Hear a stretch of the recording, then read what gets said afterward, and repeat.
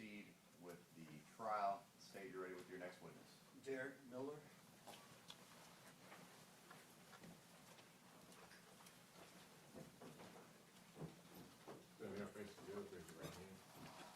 Sir, do you solemnly swear or affirm that the testimony you give today will be the truth and nothing but the truth, so help you God? I do. All right, please have a seat, sir.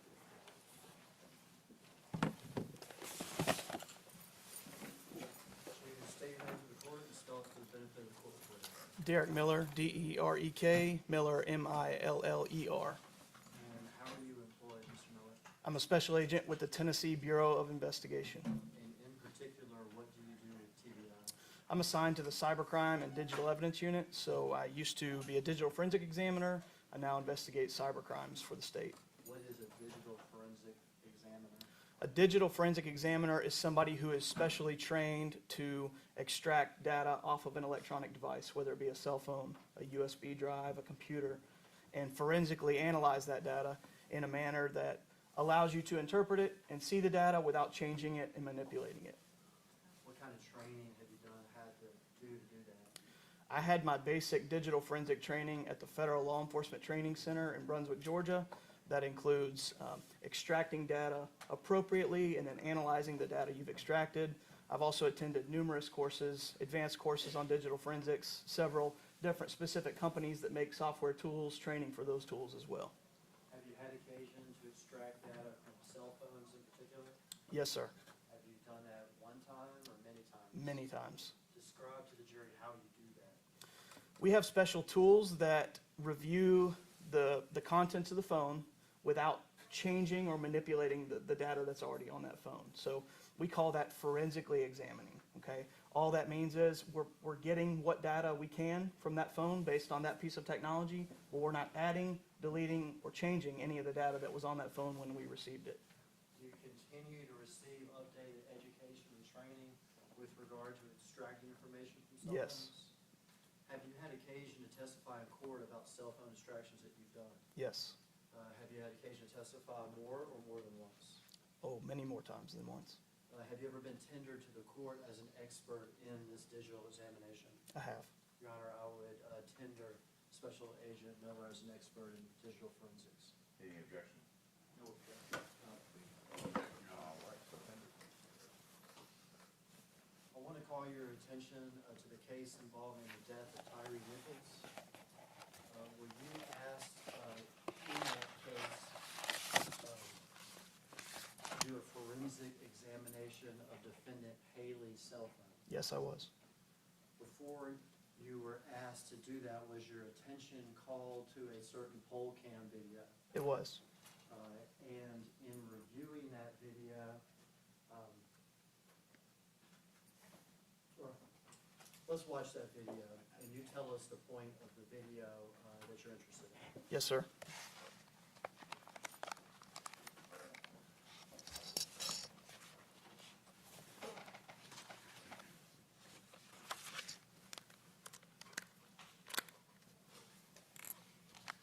For the record, this is a poll cam video from the incident location.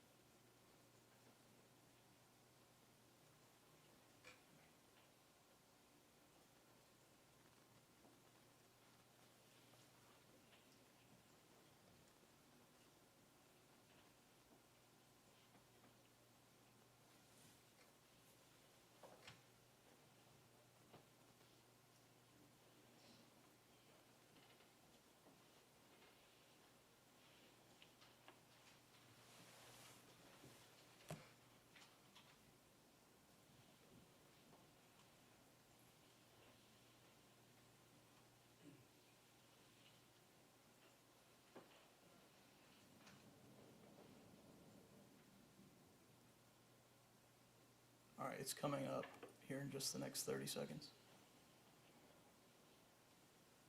What is it that we're looking for? The individual standing in front of Mr. Nichols has his light turned on him. He walks away, then he's going to step back up and kind of lean down with his light on Mr. Nichols. It looks like he's got a phone in his hand.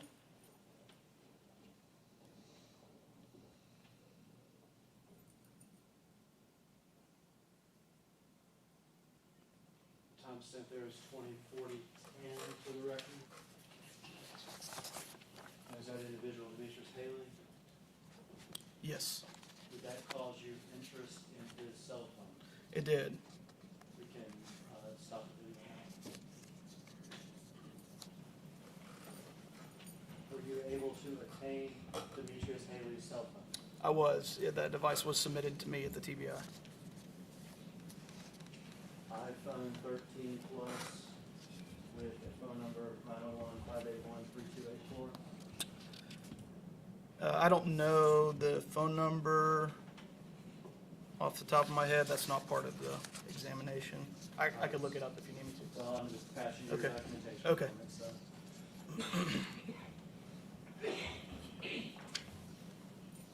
Yes, sir. Yeah, tell me what that is. This is a property receipt from Demetrius Haley to TBI Special Agent Kim Covington for an iPhone 13 Plus with a phone number 901-581-3284 or 94.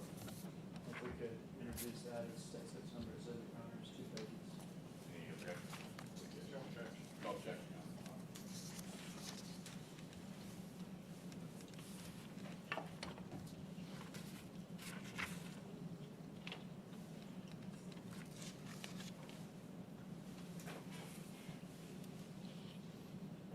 What exactly are these reports? This is a submission of the phone to Agent Miller for examination. So the two TBI receipts with phone information marked as exhibit 17. Did you also obtain a consent to search from Mr. Haley with regard to this phone? A consent to search was obtained. That was not something that I did. I passed you a document. Okay. I snuck it in on you here. I'm sorry. That's correct. Yeah, this is a TBI, Tennessee Bureau of Investigation consent to search form signed by Demetrius Haley for an iPhone 13 Plus. It looks like he provided his passcode, signed by him and TBI Special Agent Kim Covington. We could offer that evidence as state six numbers of it. Okay. TBI consent search marked as exhibit 18.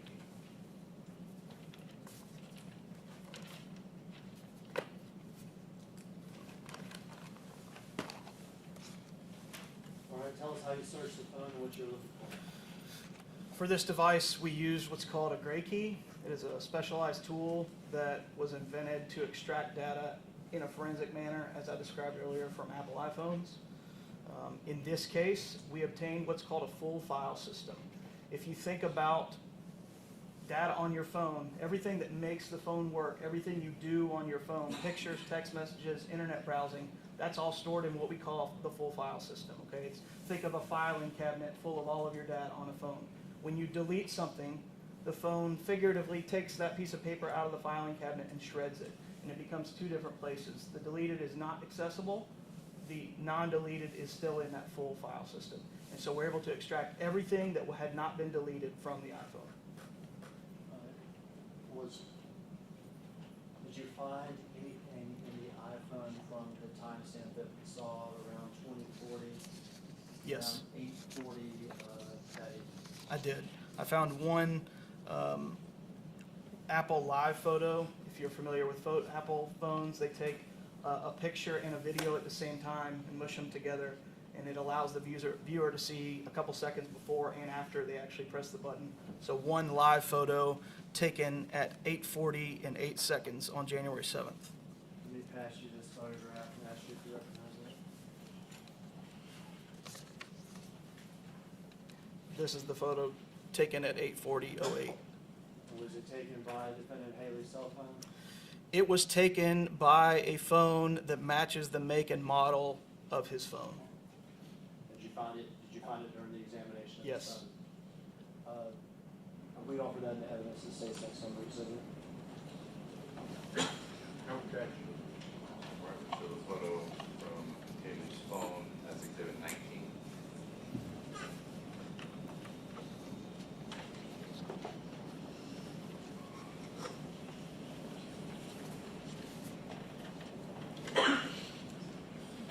Can we publish this exhibit, John? Yes, sir. Publish an exhibit 19 for the record.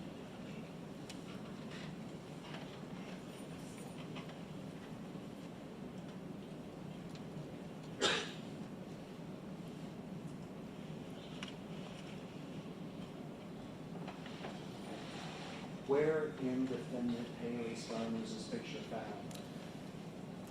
There are multiple versions of this photo found in a directory that is associated with text messages. So the way an iPhone specifically works is you take the photo, it stores it in a folder. That folder is the same every time. If you do things with that photo, it may create another version of that photo. It's just the way computers work. They don't always point back to the same location. It is an effort to make your life easier and faster. And so these pictures are sort of considered duplicate versions of the original photo that it's stored in a directory that it would only store if you sent it as a text message. That makes sense. So you take the picture, it stores it in folder A, you send it as a text message to somebody, it takes a copy of that and puts it in folder B. If I understand you right, you found this in folder B, is that correct? Correct. How about folder A? I assume when I take a picture in my phone, that folder A would be like my photos. Correct. Is that right? That's correct. Did you find it in his photos? No. Why not? There could be a number of reasons. Presumably, the simplest answer is that it had been deleted. Deleted from file A, which is my photos or whatever, they call it. What is file B?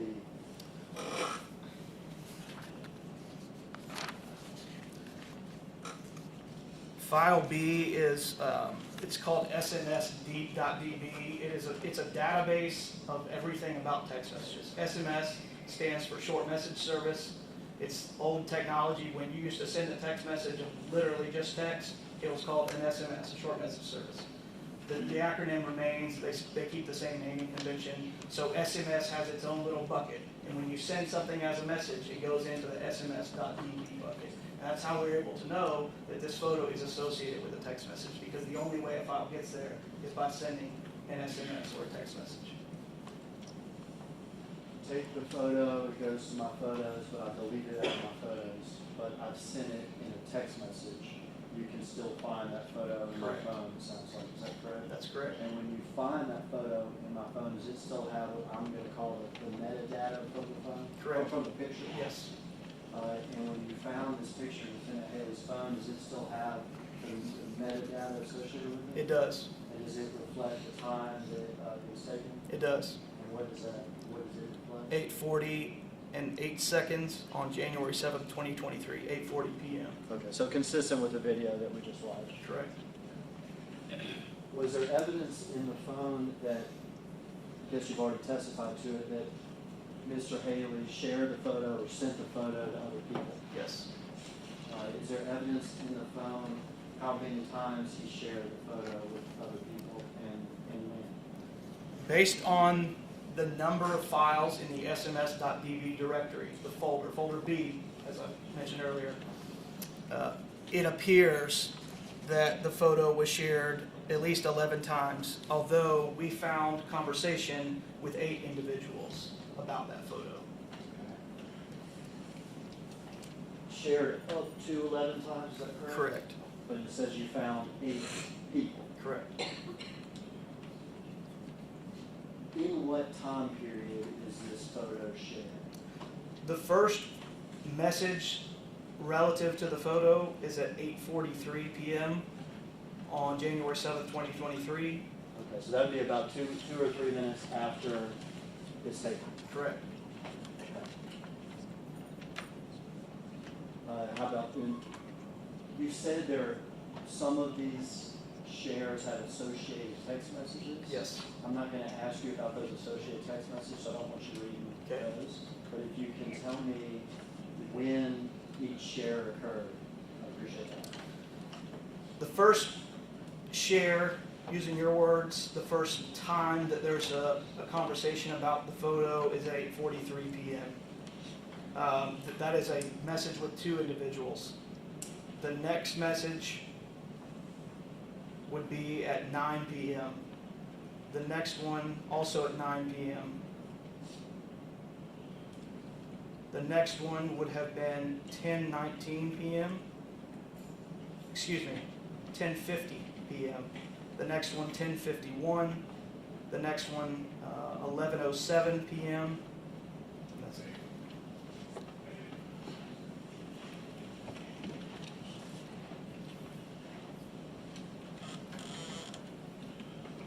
I'm going to ask you with regard to, did you find a particular text exchange that you have, that we've printed out here before today? I did. Let me pass this to you. Tell me what this is. This is a iMessage conversation, which iMessage is Apple's text messaging service when two iPhones are messaging each other. This is an iMessage conversation between Mr. Haley and somebody stored in his phone as MPD Fox Austin P. And is that an extraction from Mr. Haley's phone? It is. Why don't we have that marked as 6602? No objection, no objection. No objection. So the two-page text thread as exhibit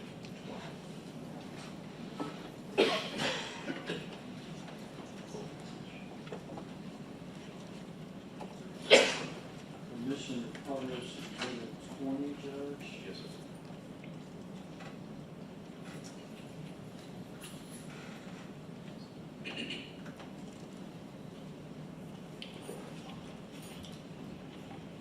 All right, tell us what we're looking up here.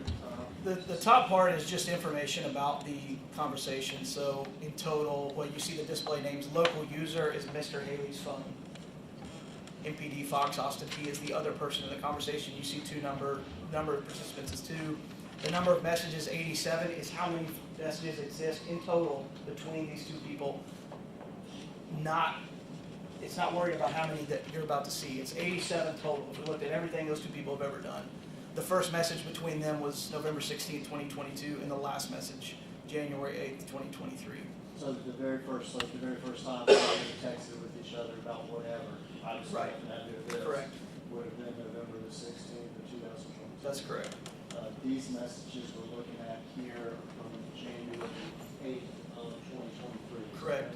And is 6:05 p.m. correct? No, it would be 12:05 UTC time. It's 6 hours ahead of Central Time. So this would be at noon, essentially 12:05 p.m.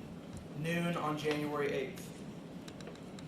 So the incident with Mr. Nichols happened on 1/7 at approximately 8:30-ish, and this is the next day at noon. Correct. What's the read the first sentence? Yes, the first bubble there, MPD Fox Austin P. This is meant to represent, the view of your phone. MPD Fox Austin P sends Mr. Haley a message that says, "Who beat dude up last night?" So gray in this iMessage conversation is Miss MPD Fox Austin P. Blue represents Mr. Haley's phone. So he says, "Who beat dude up last night?" And Mr. Haley's phone responds, "Us." So that's incoming, who beat dude up last night? Correct. And then a response from Mr. Haley's phone that says us. Correct. You can read the rest. MPD Fox Austin P says they relieve some folks. FR, that is my interpretation of that, means for real. Mr. Haley's phone says, "Yeah, 6 of us." MPD Fox Austin P says, "Damn, I don't understand why though." Mr. Haley's phone says, "I guess it's just procedure." IDK, meaning I don't know. MPD Fox Austin P says, "Shit stupid, keep y'all head up, Brody. The city needs y'all. FR, again, for real, for real." Mr. Haley's phone says, "Appreciate it, bro." You're pretty good at the text lingo. I've got to Google that stuff sometimes. I'll get an FR, I have to go and see what it is. Any further questions? No further questions, sir. Barry? Interesting. Thank you, Your Honor.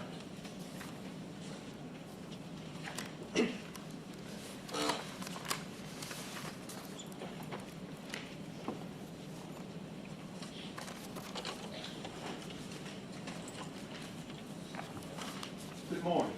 Morning, sir. Agent Nichols, That's fine. Yes, sir. do you need a moment to Nope. straighten stuff out? Nope, yes, sir. Mike Stengel, I represent Demetrius Haley.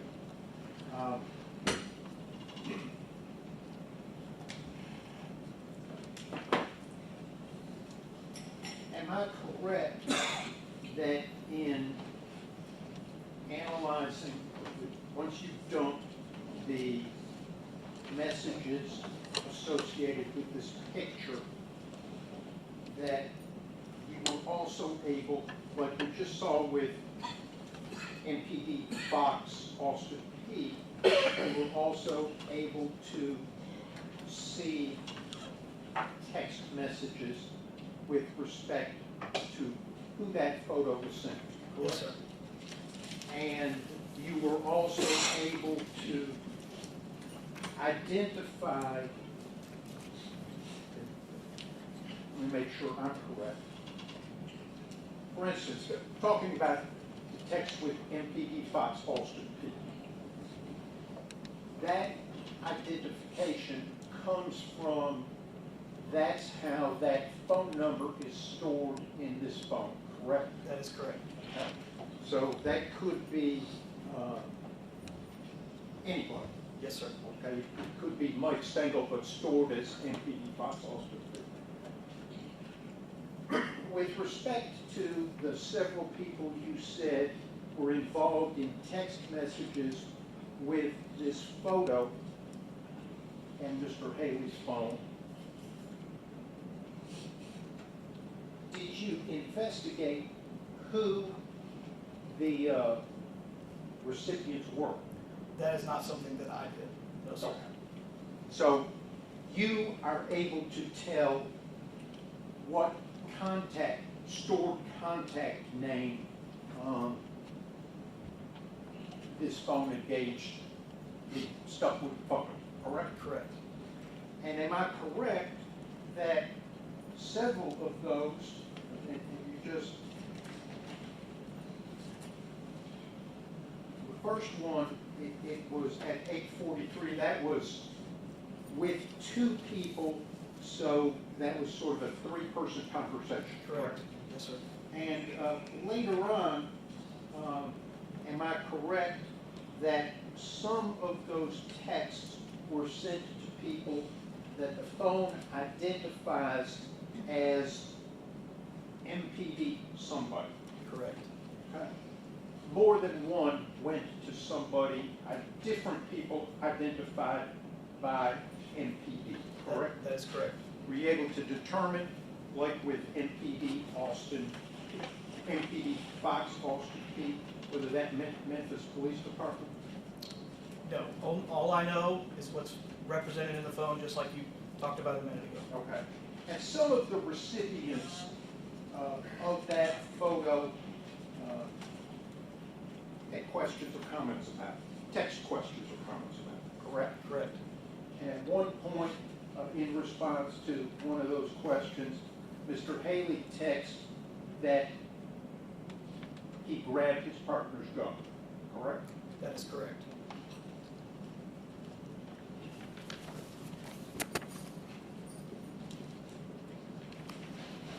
In addition to forensic examination of Mr. Haley's phone, in connection with this case, you also examined at least two other phones, correct? That is correct. And one of them belonged to Tyre Nichols, is your understanding, Yes, sir. correct? Correct.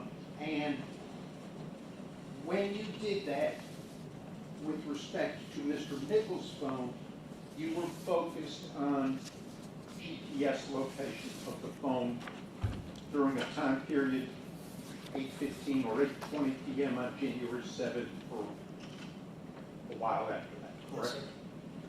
And as a matter of fact, you plotted out a chart of the GPS location of that phone, correct? Yes, sir. And am I correct that several of the dots on your chart are at Ross and Reynolds? I'd have to see it, sir. I'm not sure. There was a photo of the totality of the dots as well as a video file which displayed the dots in chronological order. I'm going to approach your officer.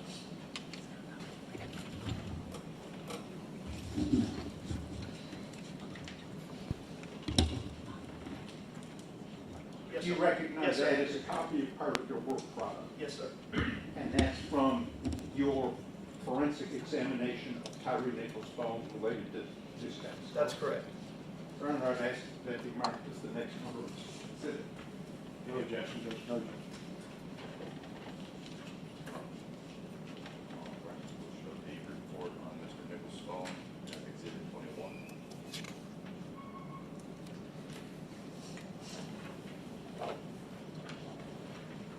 With respect to examining Mr. Nichols' phone, other than focusing on the GPS location, what did you examine? In this case, I gave 2 maps of GPS location as well as all of the contents of the phone to the investigator that submitted it to me. That's standard procedure. Okay. Did you examine any of the text messages? I don't know if I did or not, but they're not in my report. Did you examine the contacts saved in the phone? Again, I don't recall that, but everything from the phone was given to the investigator, who is more intimate with the case than I am. For that reason, because I don't know what is of relevance to the case. Okay. Is it a fair statement that after extracting all of the data from the phone and giving it to the investigator, would the investigator be Agent Nick Ellison? No, my report was provided to Charles Baker, Okay. TBI Specialist Agent Charles Okay. Baker. So you gave the contents extracted from Tyre Nichols' phone to Agent Charles Becker, correct? Correct. You prepared these 2 reports of GPS location, correct? That is correct. And those were given to him. Correct. You didn't prepare any other reports? Correct.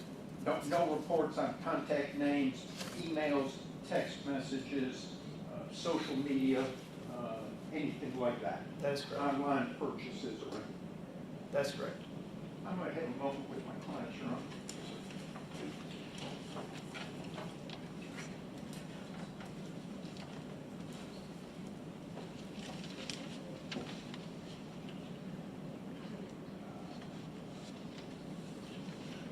Pass the witness. Thank you, Your Honor. All right. Your Honor, I have no questions. Thank you. Taking it. Just real quick, Mr. Stingle asked you about the contact names that it was sent to. Do you have a list of those names? I have it on my computer. Do you remember that? Do you remember the names it was sent to? Oh, on Mr. Haley's phone? No, I'm sorry. Yeah, I wasn't. Yes. Asked you about Mr. Nichols' phone at the end. Yes. But no, I'm sorry. I should have. I mistook myself. I was asking about Mr. Haley's phone. The contact names or contact information related to the photo, Yeah, Okay. who the photo was sent to in his list? I do have those. What are they? The first one is, let me summarize all of these. I have a name that is stored in the phone associated with a phone number. So for every one of these, I have the phone number, which is a factual thing, that is what it is, and then the name that Mr. Haley's phone associates with that number. So the first name is MPD Jazz, parentheses, Lil Sis, in parentheses, property and evidence. The second name is Brittany. The third name is, I may get the pronunciation wrong, Vashti, V-A-S-H-T-Y-E. The fourth name is Bree Beal, B-R-I-B-E-A-L-E. The Fifth name is Shamika ATC. Number 6 is MPD Mike Mount Moriah Task Force. 7 is MPD Smith OCU. What's the phone number for that? 901-254-9333. And the last name is MPD McKinney SVO. That's all the questions, Commissioner. Anything else of this witness?